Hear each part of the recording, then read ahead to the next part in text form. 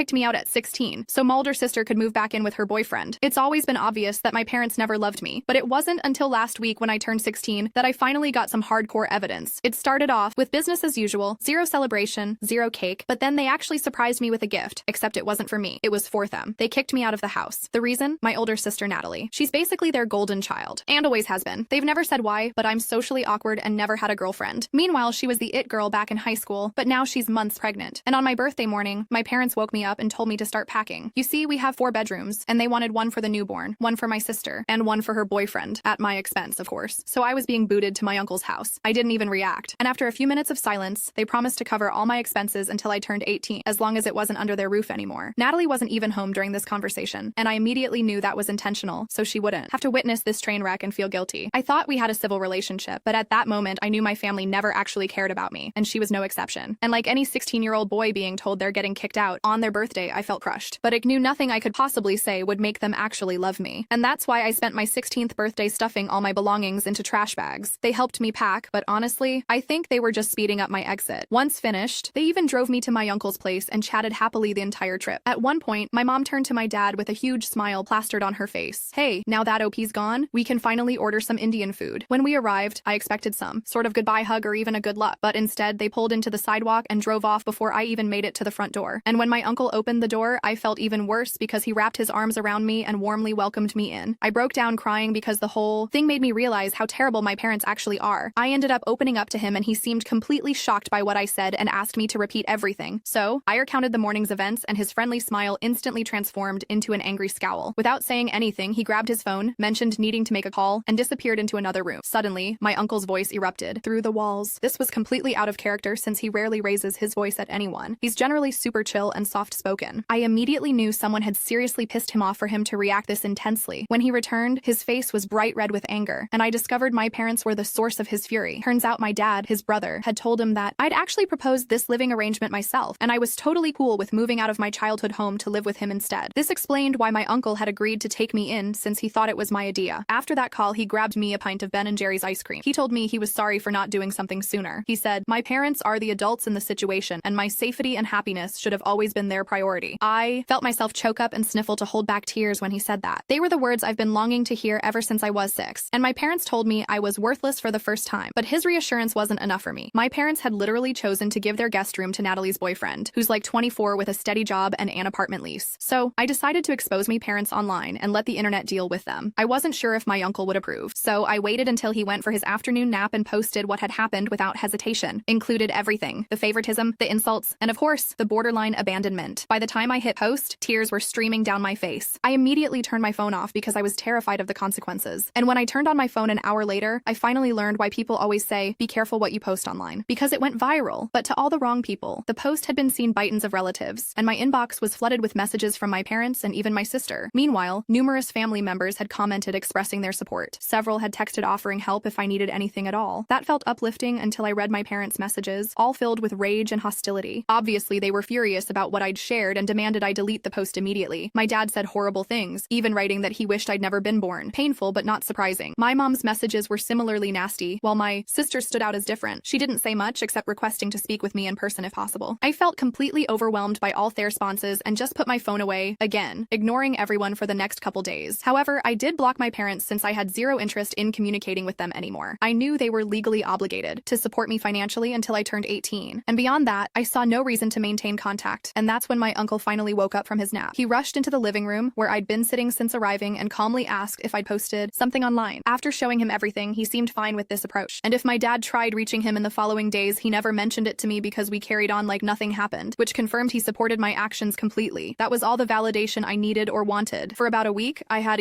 virtually no interaction with my parents. But then they suddenly appeared outside my school as I was leaving, looking absolutely livid. My friends were fully aware of the situation, so they formed a protective barrier around me so I wouldn't have to engage if I didn't want to. But they kept shouting my name until I finally responded. I marched straight up to them and declared I wanted nothing to do with them anymore, but they completely ignored that and insisted I needed to come home with them immediately. I couldn't understand why they suddenly wanted me back when they'd made it crystal clear I wasn't important to them at all. It felt like a desperate attempt to salvage their reputation among relatives, so I refused to go anywhere until they explained what was happening. Trying to understand this abrupt change in attitude, they seemed simultaneously furious, yet determined to bring me home. When they said they didn't want my friends overhearing, I told my buddies to step back so we could talk privately. immediately. Once my friends were out of earshot, they revealed they needed me back because I wasn't responding to their calls or texts, and they had to reconcile with me to secure their inheritance. After my post went viral in our family, my grandparents had discovered everything. My dad's parents are seriously wealthy, and they threatened him that continuing to treat me this way would cost him his inheritance. They'd stated that unless my parents reconciled with me, treated me better, and ensured I felt loved and cared for, whatever my father was supposed to inherit would go to my uncle instead, since he was taking care of me without obligation. My dad couldn't afford losing this inheritance. We're talking serious money here. My parents earned decent combined incomes themselves, but honestly, in their position, I'd probably want that inheritance too. The difference is, I would have had enough sense not to make it seem like they were doing me a favor by taking me back because this wasn't about me at all, just their own financial interests. Even then, they lacked the basic intelligence to at least pretend they genuinely wanted me home. So I told them I couldn't care less about their inheritance and walked away without listening to another word, ignoring their shouts as I left. I caught the bus back to my uncle's place and described the school confrontation, which annoyed him too. To prevent future incidents, he's contacted his attorney about changing my custody arrangement. Legally, my parents still have rights over me, and that needs changing if I'm going to permanently live with my uncle. I also called my grandparents to thank them for intervening, but explained I genuinely didn't want to return to my parents because, after just a few days with my uncle, I finally felt free for the first time. Living with my parents had been suffocating, and despite constantly hoping things would improve, they never did. My grandparents live in a different state, so we rarely meet. But during family gatherings and holidays, my parents always behaved perfectly, so my grandparents never witnessed how I was treated at home. It wasn't outright cruelty, but constant indifference and dismissal. Everything appeared normal superficially, but anyone